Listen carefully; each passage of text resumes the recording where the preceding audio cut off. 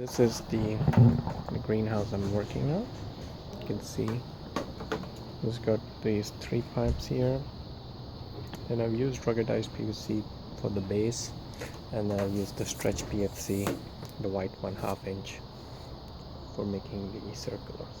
So right now it's upside down, and that end needs to be sealed. But other than that, see, this one is a pipe I cut in, and this allows us to keep the fabric, the polyfilm, in place against the PVC. So let me show you how I attach this.